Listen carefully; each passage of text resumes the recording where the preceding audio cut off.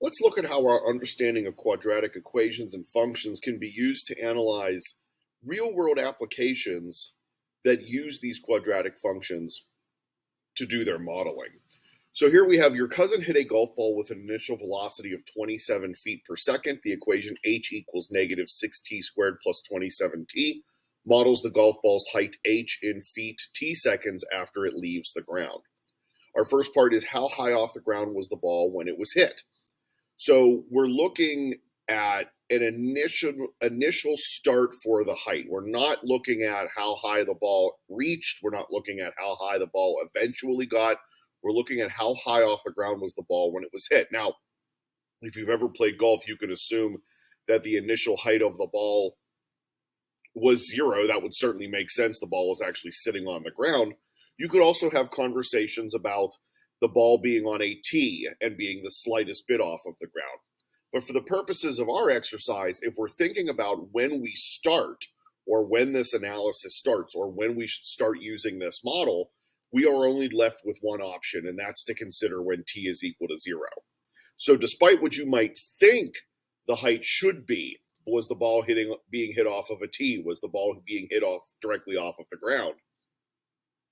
We want to make sure we actually answer the question that was asked, and we're going to use t is equal to 0 to do that. So we're looking for the value of h when t is equal to 0. Now, when t is equal to 0, all of those terms disappear, and it's clear at this point that we're hitting the ball off of the ground.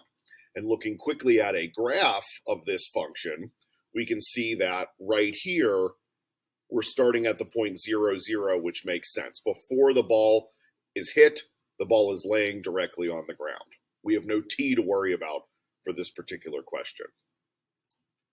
Looking at part B, same exact question, same exact model, same exact setup. This time, after how many seconds was the ball 9 feet off the ground? Now, if we look at that graph one more time, here's 9 feet. And it's pretty obvious that we do reach that 9 feet marker twice. Once on the way up and once on the way down. So we want to make sure that our strategy identifies both of those locations. Will it tell us both of the spots where the ball is 9 feet off of the ground? So we need our height to equal 9 feet. We've solved enough quadratic equations to know that when there is this linear or this constant term over here, that we subtract it from both sides and set the equation equal to 0. Because of the common factor of 3 on the left-hand side and the fact that we are equal to 0, we can divide everyone by 3.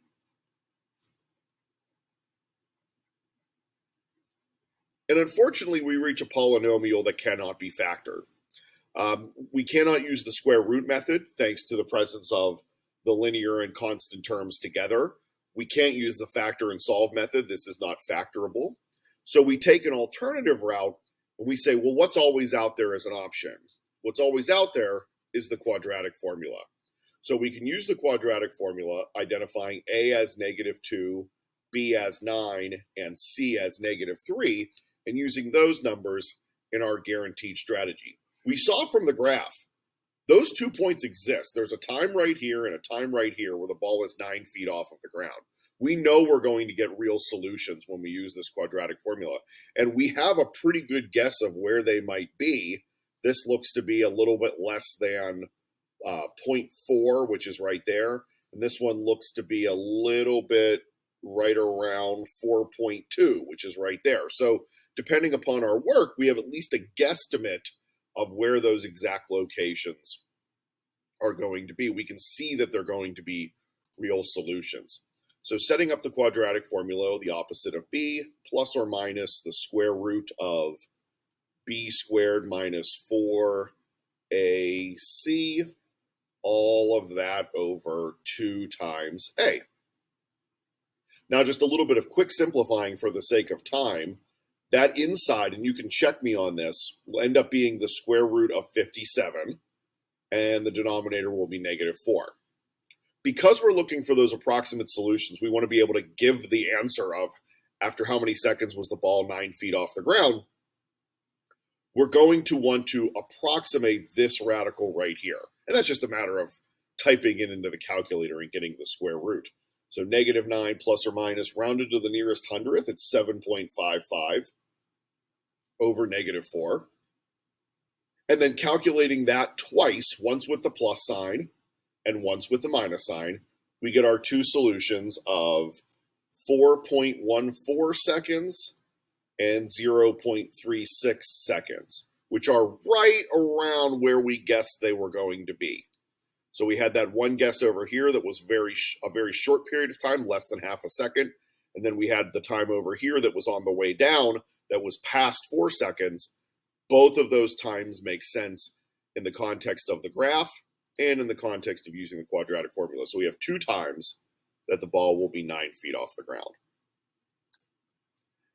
Asking the question of when does the ball reach the maximum height is quadratic application code word for where is the vertex. Because it only asks for when does the ball reach its maximum height, we have no obligation to actually figure out what that maximum height is. We are simply interested in the value of the independent variable when we reach that maximum height. So you might recall from our work with graphing quadratic equations that when the equation is written in standard form, we can get our vertex from -b over 2a. So we know that b for this particular quadratic equation is 27. We know that a is -6. So we have -27 over 2 times -6, which is -27 over -12, which simplifies to 2¼ seconds.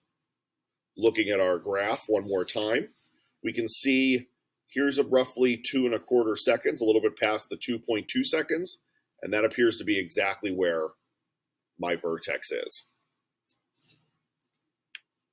Ending with what might be the most interesting question of the lot, after how many seconds does the ball reach the ground? Well, when we had to analyze after how many seconds was the ball 9 feet off the ground, we simply made the function equal 9. If we want the ball to again reach the ground, well, we know one of those places is right here at the very beginning of the experience, and the other one is going to be over here. A pretty good guess at this point based on the graph would be 4.5. So we want our solution work to confirm that. That being said, we want to be able to go through the steps that actually would reveal that same solution and not just rely on looking at the graph. If we want the ball to reach the ground, we know our height has to be 0. We can factor this. It has a greatest common factor. Because it's already set equal to 0, we could just jump right to the factoring. It has a greatest common factor of -3t. You could have used +3t, but for the sake of simplifying the inside of the factorization, we'll take a -3t, leaving behind a 2t minus 9. From here, we get our first solution, t is equal to 0. That's our starting point.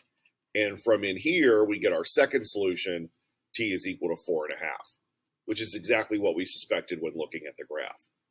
So you should expect the algebraic strategies, setting equal to 0 and solving, using the vertex formula, setting equal to some other height and solving. You should expect those algebraic techniques to match the work that you do with a graph. They should not be in conflict with one another. You should be able to confirm one result with the other and compare the two of them. Now, will you always have both of them available to you? No.